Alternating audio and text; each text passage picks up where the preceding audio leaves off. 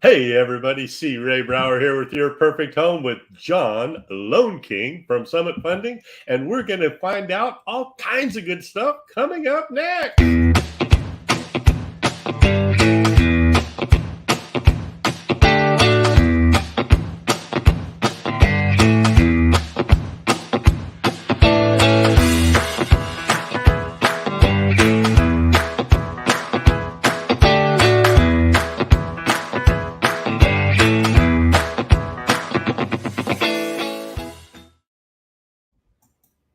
There you are! Dancing. I try to keep from head bobbing when I come back onto. Yes, it's such a catchy tune. I love it. I love it.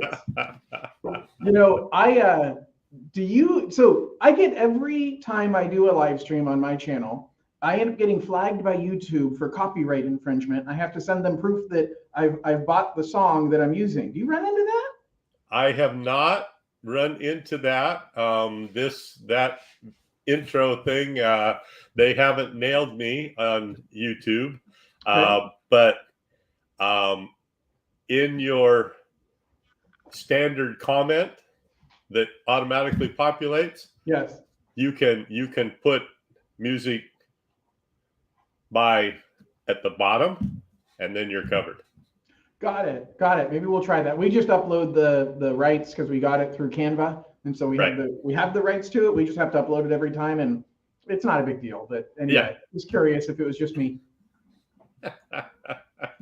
How are you, C. Ray? You know, it's been a wonderful day here in real estate paradise today. Was out with inspections this morning and meeting with mentee and the inspectors, and things are just going. We're getting ready to pour concrete on Monday in Kansas. So first part of March, be headed back to put sticks in the air. Woohoo, baby!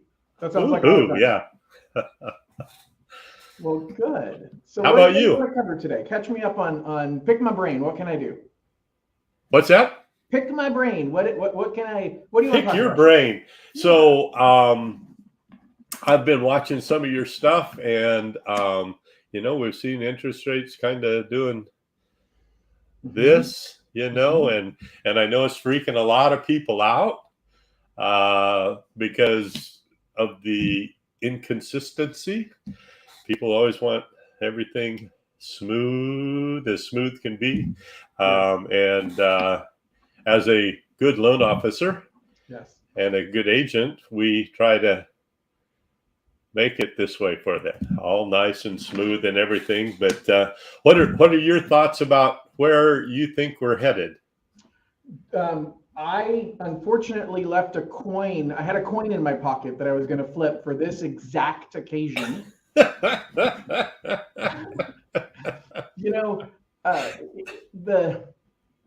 first of all, I still think we're headed in a downward trajectory. I think rates are moving down. I think we've passed the peak, but it's never a straight line. And the truth is, in anything that is going to last can't get there quickly. And I don't know a different way to say that, or a more clear way of saying it, but if something shifts from being one way to another way in a moment, it's typically not going to last where it went to. And that can be applied to interest rates, to house prices, to relationships, to life, right? Things evolve over time, and that evolution comes with speed bumps. It comes with ebbs and flows. The same thing happened last year when interest rates were going up.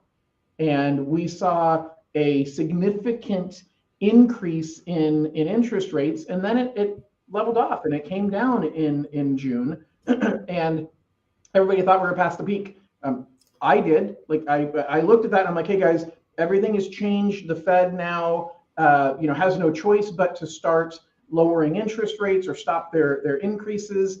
And the reality is the inflation numbers weren't showing that. And so that was what we missed, what the people I watch and listen to, we missed that. Or at least I was, maybe I was optimistic.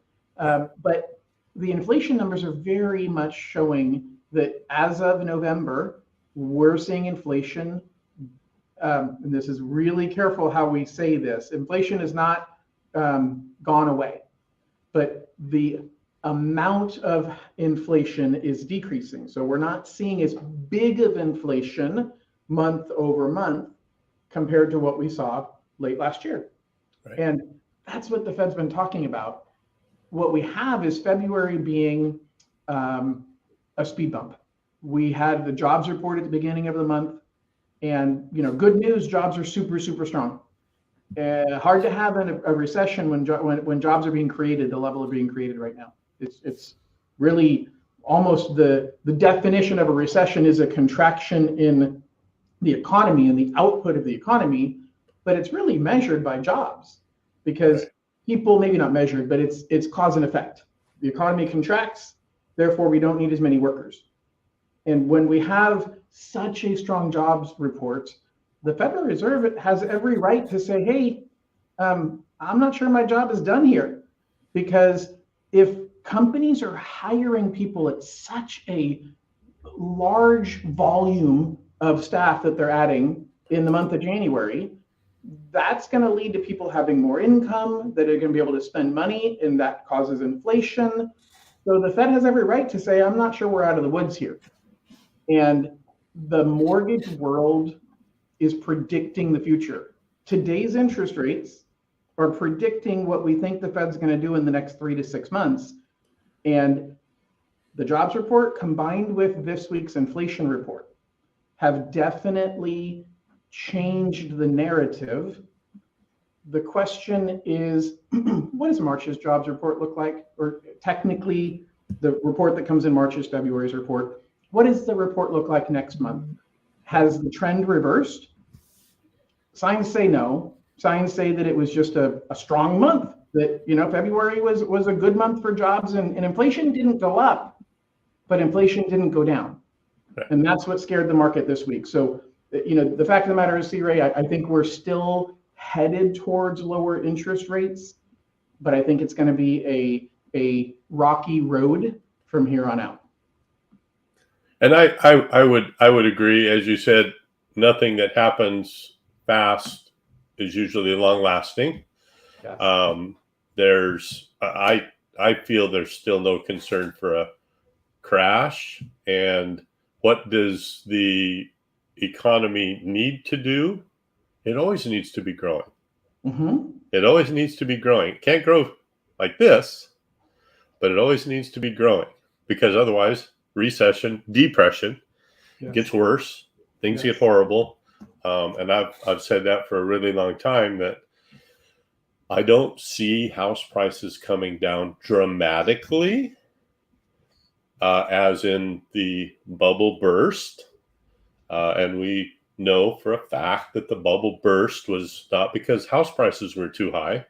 Because if the bubble burst was because house prices were too high, we would not have, in, 6 years, got to the same place we would have been had there been no bubble burst. Exactly correct. So it crashed, and then it came back to exactly where it would have been had we had that normal inflationary rate, appreciation rate. Had it been just normal, that's where we would have been. Yep. So I would agree that, yes, we're in for some more turmoil, some more adjustments to ourselves and the economy. It needs to get level, but I think we had a conversation shortly after the State of the Union where my uncle was looking for some money. Absolutely. According to the State of the Union, we're doing great. But we both know that that's not true. So I don't know if you've done this before. I don't know if your audience cares to see it, but I'm a bit of a geek. I like to look at the things you were just talking about, home prices and what happened in 2007. And I like to actually see it visually. I've got a graph that I can share with our audience. Would you be okay with that? Yeah. All right. We're trying this real time, guys. So It should work just fine, and I should be able to just share right from here. So hold on one second, and I will share with you this screen right here. And I think, C-Ray, you're going to have to click it to put it into the show. Okay, so does it get us? That doesn't get us there. Oh, there we go. Add it to the stream, and Beautiful. let me get the Bit of our overlay countdown out of the way here. That overlay, so everybody can see it all. There we Beautiful. go. All right. Thanks for letting me throw this at you as a curveball, C-Ray. So what we're seeing here is we're seeing median house price of homes in the United States going back to 1965. And what the gray bars are recessions. And so we've got typically, like in the 1970s recession, we had housing prices drop a little bit. But we see housing prices continue. Most recessions, housing prices go up during the recession. So the recession here in the mid-70s, prices went up. In the early 80s, prices went up. In the mid-80s, prices went up. We had prices drop right before the recession in 1990, and then they ended higher, kind of stayed flat for a little while, and then went up. And same thing, the 2002, this was the dot-com bust recession. We saw a little bit of a shift lower in house prices, but immediately recovered right after the recession ended. The only recession we saw a significant drop in housing prices was the recession that happened in 2007. And that recession happened because of housing, because of mortgages. And so we saw a bunch of people that had to sell. They didn't have a choice to stay in their home. And that's what caused that crash. So we kind of hit the peak right here in the beginning of 2007. We saw a drop, and then we saw a major drop. And we actually hit the bottom in 2009. But just as we saw in this upward movement, it goes up and then things go down. And nothing goes in a straight line. And the same thing's happening with housing prices until here. And in 2020, what changed in 2020, C-Ray? Straight up. Interest rates went down to nothing, which is this chart right here. So we see interest rates right here going from this. I actually could put these two charts on top of each other. I'm not going to take the time to do it. But the fact of the matter is, as you see interest rates go down, you see housing prices go up. And as we saw interest rates spike last year, is where we saw housing prices level off and start coming back down. And this chart shows it kind of flat, but the reality is that we know that this chart just hasn't caught up to the real numbers. But it's really the piece. Feel free to pull down the chart, C-Ray, or put us back up if you'd like. So my point is, nothing happens in a straight line. Interest rates don't move in a straight line. House prices don't move in a straight line. And the last 2 weeks, we went from locking people. I was locking people in the high fives in a lot of cases 2 weeks ago. Today, we're in the mid sixes, and it's moving quickly up. But that too is just a part of the process. And I don't see that as a major change to the dynamic. I think that it's just a matter of, look, we're one more piece that you and I have talked about a couple of times on this broadcast, your podcast in the past, is inventory. There's just not enough homes out there for sale. Yet what we saw is a drop of interest rates from 7.25% in October all the way down to around 5.9% at the end of January. That brought a lot of buyers into the market. Yet there isn't many homes. There aren't extra homes for sale. So a lot of the homes that have been sitting on the market for the last 2 months, they went into contract in the last 30 days. So we have even less inventory. It's almost a good thing that we're seeing this little bit of spike in interest rates, because now we're going to be able to let the inventory start catching up. We're going to see what normally happens. And I was listening to a podcast this morning from Housing Wire magazine. They have a great daily podcast. And their chief economist guy named Logan Mogadishu. And super smart guy, really impressed with him. And I listen to him as often as I can. And he's talking about inventory levels. And he's really hyper focused on inventory. And this morning he's talking nationally, so this isn't in our backyard per se, but it's just the market overall. And he said, historically, going back, 2019, 2018, 2017, we saw the lowest inventory level around the first or second week of January, and people would start putting their houses on the market and inventory would climb, and then buyers would start to follow. Like inventory goes up in mid-January, and then buyers start saying, oh, I see something out there that I can picture myself in, so I'm going to call C-Ray, and C-Ray sends them over to John, and I got approved, and now I'm going to write the offer. Yep. But what's happened this year is that inventory started to tick up the first week of January, and then it didn't. Like it just kind of petered. He was hopeful that, hey, we might have back to, by the way, I forgot the second piece, which is 2020, 2021, and 2022. Inventory didn't actually start picking up until March or April. Right. So there was a delay in when people started putting their houses on the market each year, each spring. And he was hopeful that, hey, we're going to get back to a normal market. And it didn't happen. So we didn't have more inventory coming in, yet we had the best interest rates we've had in a few months, which brought a whole bunch of buyers in to buy this little amount of inventory we had. This is really a good thing that interest rates are going up a little bit to slow down the demand so that we can let the supply catch up. So that's part of the balance. That's part of the struggle we're going to see as we come out of these issues we've been dealing with the last year. Yeah, exactly. And part of that inventory not being there is the new home construction that isn't happening because of the interest rate, because of the carrying costs, because of the labor force, because of, and we are way, way behind on new home construction. And yet we've got people coming in, the Gen Xers and the millennials now that are ready to buy. They're ready to quit living in the basement and start actually coming of age. And now they want to buy. And that means that us old guys got to sell. And if we got to sell for them to buy, we got to have a place to go. And there's not enough new homes to cover everybody that wants to buy and sell. Bingo. So it's the catch-22 that started back during the bubble burst. Yep. Happened in 2007 when builders stopped building. Yep. Yeah. They stopped building because they were building like crazy. Yep. Like crazy, and wanting non-refundable deposits for you to get a house in 2, 3, 4, 5 phases away, and they increase the price every phase.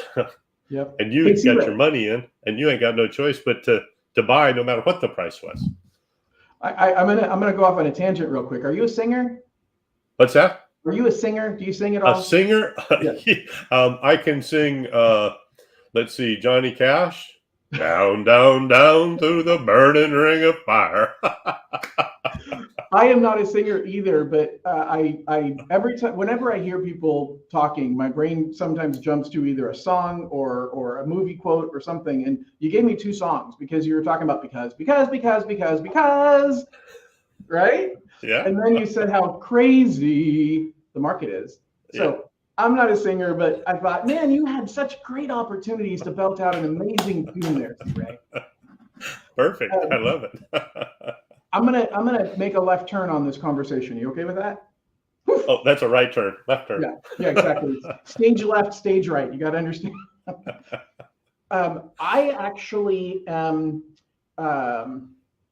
super excited, but a bit torn about a new program that's about to come out. And I thought I'd share it with you guys first and kind of give you a bit of a sneak peek on what it's going to look like. Are you okay with that? Yeah.